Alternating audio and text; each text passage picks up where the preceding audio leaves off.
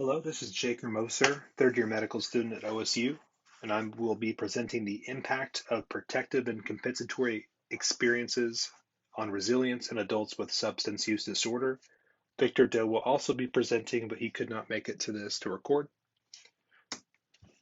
So, quick introduction.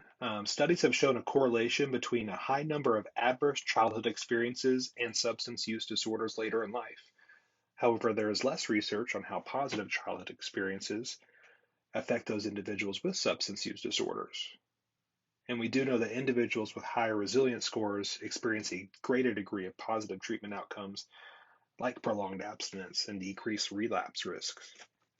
And so our objectives for the study is to explore the relationship between PACEs and resilience in patients who are undergoing treatment for substance use disorder, and to also explore the relationship between PACEs and recovery capital. And these are just some definitions that you could look through on your own. I would recommend looking at recovery capital because that was kind of new to me. And I'll just go and read it real quick. So recovery capital, it represents the quantity and quality of internal and external resources that can be brought to bear to initiate and sustain recovery from a substance use disorder. So our methods, we used a data registry called Project Canary, clinical and neurological augurs of recovery.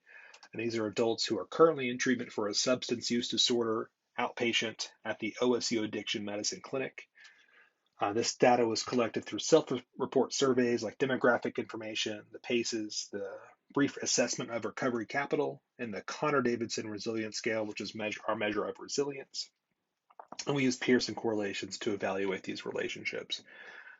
You can see the demographics of our study there. I can highlight that the majority of our patients are white middle-aged men who are of low socioeconomic status, and that here's the distribution of primary substance use. You can see that 3/4, 75% of our people are opioid users, and that the next two will be alcohol and stimulants.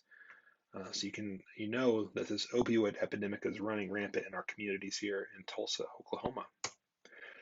So our results. So again, we're seeing that these protective and compensatory experiences, PACEs, as they increase, we see greater resilience, and we also see greater recovery capital here. So this is just a visual representation of that, and we can go discuss that.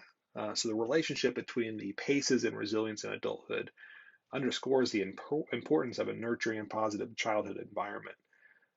So just essentially increasing the number of those PACEs in childhood, and that there is a positive relationship between the PACEs and resiliency as well as the recovery capital. And we know that these adverse childhood experiences can have long-lasting impacts like a substance use disorder, but the presence of these PACEs play a crucial role in developing resilience to overcome life's obstacles. So we know that resilience is critical to the success of substance use recovery, as we talked about in the introduction, and that more of these positive experiences are associated with resiliency and recovery capital in patients seeking the treatment for substance use. And that future research may include how these maybe newly acquired positive and protective experiences in adulthood, such as an adult PACEs plan, could contribute to the patient's ability to recover.